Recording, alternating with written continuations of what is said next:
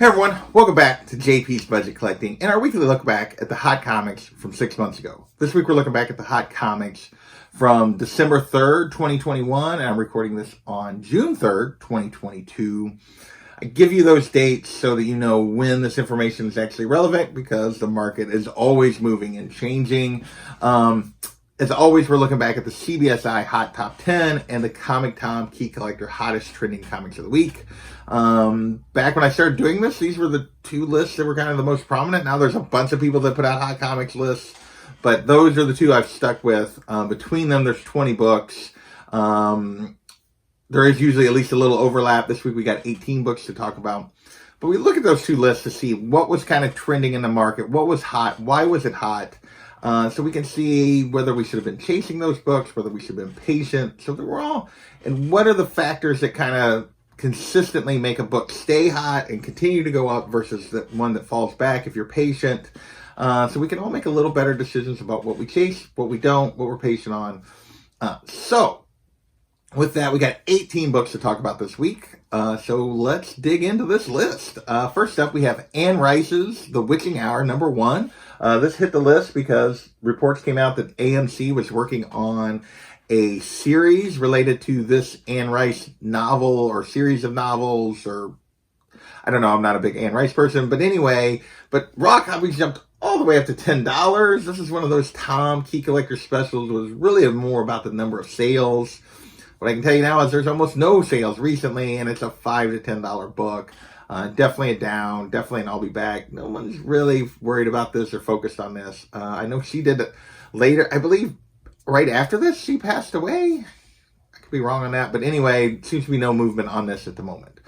Next, we have The Recount, #1. Now, this is a book that's been put on these lists multiple times when it was out and everything else. They keep trying to push this as a hot book, I feel like. And this hit the list this time because there was someone hired to write and produce. And yet it was still only a $4 book back then on average. 9.8 was only going for $80. No one had really cared. Yeah, there was a fair number of sales, but no one's really ever cared about this book, and they still don't. It's a $4 to $10 book. And really, you almost can't buy any comic for less than $10 when you factor in shipping on eBay. 9.8s are only going 40 to 70. My comment back then was no one cares. I could say that again, but I'll put it as a down and an I'll be back. This just doesn't seem to matter to people. Next, we have Superman, Son of Kal-El, #1. The third print, John Timms 1 in 50, that has the kiss on the cover. The kiss that's not actually in this book. It's actually in issue 5, I think. But, yeah. Last week when I talked about this, it was on the list last week at around $150 week of release. And I was like, yeah, I'd put it as an I'll be back. Turned out I was wrong. The book jumped significantly more than that. But by the second week after release, it was all the way up to a $275, $300 book. It's actually kind of fallen back a little bit. I'm overall putting it as steady because it's still consistently going $200 to $300 and at the upper end of that range as well. 9.8 will cost you $900 to $1,000. So yeah, I'm calling this steady. I'll be back at this point for those second week prices. Obviously, it was straight cash for those first week prices, but because you can get a little bit cheaper on the raw side occasionally, but it's still in that same range. So yeah, people are still after this cover because of the cover. So there you go. Next, we have Wonder Woman Black and Gold #6. The David Nakayama 1 in 25. Raw copies from back then were all the way up to 200 in the second week after release. Last week we were talking about it as a 1 to 150. And I talked about it as being kind of up right now because it's a 115 to 200. I put it as worth it. You could argue it is worth it. I put this kind of as down and I'll be back because it was pushing 200 by this point. And it's mostly under that now, like 115 to 200. It's scattered all through there, but definitely down from this peak 2 weeks after release overall. So still a cover that's going for a lot of money for a 1 in 25, a 1 in 25 that still succeeded quite well, particularly if you pre-ordered it or got in on it early. But by the second week, you're not doing quite as well if you waited that long to try to get it. Our next cover is Miles Morales, Spider-Man #3. The 1 in 10 movie variant, and this hit the list when we were getting some news about the next Spider-Verse movie, which we've got more news since, but that was kind of what prompted this hitting there were rumors the trailer was coming, but we got a couple of clips is what caused us to kind of hit the list for the new movie. Now raw copies are going for 70, 9.8 is going, back then raw copies were going for 70 and 9.8 was hitting 140. Now this is 75 to 115 for a raw copy. 9.8 will cost you 175 to 250. So this one's actually up and kind of been straight cash. We've gotten more news about the movie, but it actually is that it's going to be delayed. But yet it still managed to maintain and actually increase in value. I'll be honest, I don't particularly like this cover. I don't think it's actually the image doesn't look that great to me compared to like some of the other animation variants and stuff that we've gotten, but people definitely are still going after it. Our next cover was done by the King himself. This is Avengers number 50, the Jack Kirby 1 in 100. Marvel has done this from time to time on some books. They have repurposed old Jack Kirby art and used them as incentives on some of their books. They did so here with this Avengers 50. Raw copies back then were going for 175 or 170 plus for this 1 in 100. I often talk about the 1 in 100s or not. Don't really follow the rules. I mean, yes, it was Kirby, but I was like, it's not necessarily even what I would consider great Kirby art, since it was not used before, probably is why. Now it's a $50 to $100 book, so it is under ratio. This is definitely turned into a trap if you were chasing this one. Yeah, patience here would have definitely paid off. I figured it would be an I'll be back, but it turned all the way into a trap. Next, we have Venom 200, the Clayton Crane Black Friday variant. So, technically, they don't consider this a reprint, although it came out months after the release of Venom 200. But it was, it's so weird that they can't, it's really just a color change also of the cover. But back then, raw copies were going for 120 to 140 because there's only 555 of them. Now it's a 180 to 120 book. So it's definitely down, and I'll be back. There was a single sale for 150. I put it on here. But for the vast majority of sales are all in that 80 to 120 range. So definitely overall, it's an I'll be back, a book that you could do that a little better for if you're patient on. Still going for pretty good value, but just not that initial rush to get it value. Next, we have Justice League Incarnate number 1, the Brandon Peterson, Adriana Bresson 1 in 25. It's the first appearance of this Dr. Multiverse character that you see on this cover. Back then, this 1 in 25 was going for 50. So, when there's a first appearance, they don't necessarily always follow the rules, but in this case, this really did follow the 1 in 25 rules. It didn't even get to, it's only barely got the double ratio, which means it's going to end up at ratio or below potentially.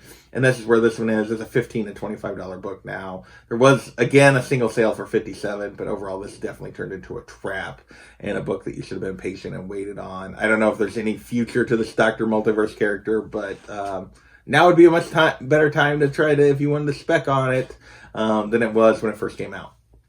Next, we have our last kind of cover of the week, and this is Hawkeye Kate Bishop number 1, the Tony Flex, Trish Foshner, Lucky variant. Those are the artists and writers behind the Stray Dog series. So they did a variant that was limited to 3,000 of Lucky, the pizza dog, here for this Kate Bishop number 1. Raw copies back then were going for 25 to 30. Now 25 and 45 are the only two sales. So overall, I kind of have to just call this steady worth it because one of the sales is actually higher. But there's not many sales. There's not many of these listed, really. So, yeah, this Pizza Dog book seems to command value, but it really isn't coming up much. I'm a little surprised by how few are for sale and how few sales there have been. Next, we're going to move into our One Comic Buzz book of the week. This is Contest of Champions number 1. This was the first appearance of White Fox, who was playing a role in the Death of Doctor Strange storyline, that she was being framed for his murder. Back then, raw copies were going for 20 to 25, 9.8 hit 250. Now it's a $10 to $25 book. 9.8's down to $150. A classic, I'll be back. There was some buzz around the character, but overall it fell right back to where this character's values have set long term. White Fox is kind of an interesting character, but we'll see if she ever really amounts to a whole lot. Doesn't have a huge following. Next, we have a couple books that were related to MCU Spec, related to toys and that kind of stuff. And first up, we have Marvel Team Up number 68, the first appearance of Despair, or however you pronounce that. Raw copies were going for 15 to 20 back then, 9.8 for 360, because we got news or a picture that maybe the Marvel Legends series related to Doctor Strange, one of the characters was going to be Despair, but it was even kind of in code. It was kind of this weird thing. So that caused people to jump on this. But this book has actually kind of still been steady. Raw copies are 5 to 50, but high grade ones are still going for more than it was back then, although most sales are in that $20 range. 9.8s are still going for $300 to $400 on this. So yeah, had to put this as steady and worth it. It's held, even though Despair didn't play a role in the movie. I don't even know if they actually made a Despair toy or if it was something else. But yeah. Next, same thing. We have Sleepwalker number 1. It's hitting the list for the same reasons. It was another name on that list that people were thinking, oh, maybe they're going to be in Doctor Strange. This is obviously the first appearance of Sleepwalker. Back then it was going for $10 to $15. 9.8 hit $240. Now it's a $5 to $20 book. 9.8 hitting $200. This one I also called steady because it's all in that range, but I call it an I'll be back because it's a little more of the sales are on the lower end. You can do better if you were patient here, but yeah, another character that didn't pan out, but actually is held fairly well in the value, but the spike was pretty low to begin with. That always helps with that.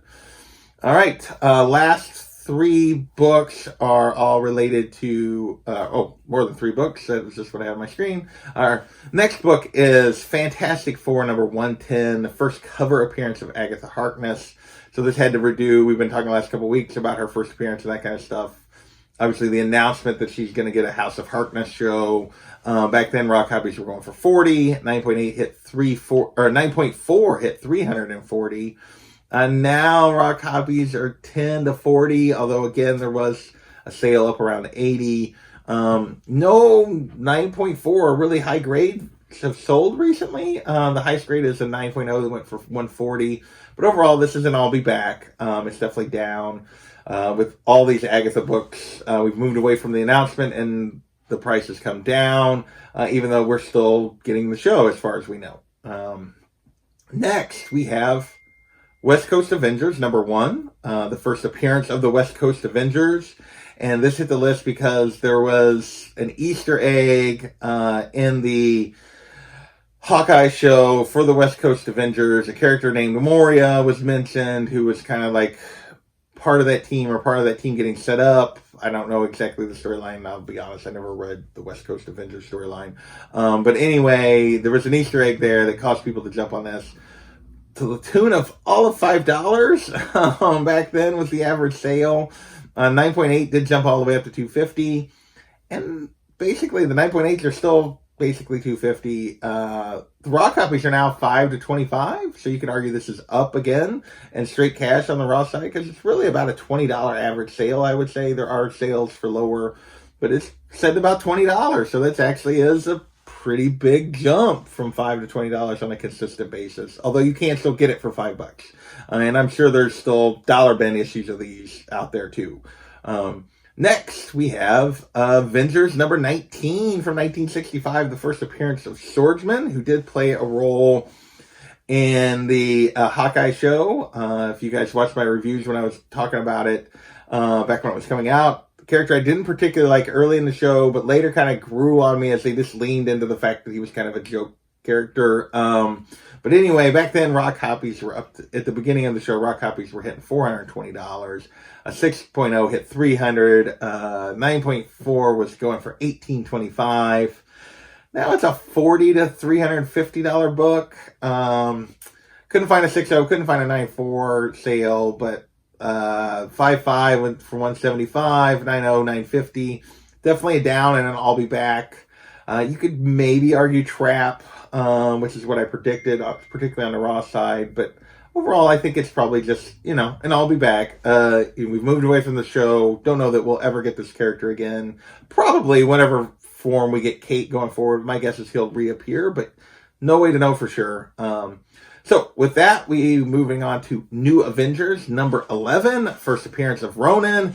And this hit because we were getting the Ronan costume, and we also got Maya Lopez Echo, who at some point in this particular book later becomes Ronan. So she did take on the mantle of Ronan at one point. A lot of people were maybe predicting that as part of the show. Didn't happen back then, but raw copies are up to 30 to 35. 9.8 hit 225. Now raw copies are 10 to 20. 9.8, 80 to 125. So this one definitely turned into a trap. Backed up significantly because this didn't pan out. And yeah, so this one is definitely backed up. We know we're getting an Echo show, but it's called Echo. So it's not Ronan. So doubt she ever, at least for now, I doubt we ever see her in this. Next, we have Daredevil number 51, The Origin of Echo, also with her appearance in episode 3. This is what was prompting this to hit the list. $15 to $20 for a raw copy. 9.6 hit 200. Notice I said 9.6. Now raw copies a $5 to $20 book. 9.8 going for $250. So this one didn't quite turn into a trap, but definitely an I'll be back, definitely down. As we've kind of moved, we're kind of in between on Echo. We did recently just get a logo, which might have supported these prices a little bit, but yeah, we've definitely moved away from Echo a little bit, and we're kind of between her appearance in Hawkeye and her own show, and the values have backed up, and that goes big time for the next book, which is Daredevil number 10. Her second appearance, first cover appearance. This was a $60 to $100 book back then for a raw copy. 9.8 was going for $340. Now it's a $20 to $40 book. 9.8 only $150 to $200. This book is backed up a ton now that she's appeared, even though I think most everybody that was excited was fairly happy with the way she was portrayed. Don't know. We know we're getting a show, but this book has backed up a ton. So definitely turned into a trap. So that is this week's list, all 18 books. A lot of Disney and MCU stuff at the end, a lot of covers at the beginning, along with a couple of option news. But overall, another week with vast majority of the books down, with just a few books staying steady or up. I want to thank you guys for watching, and we will catch you next time.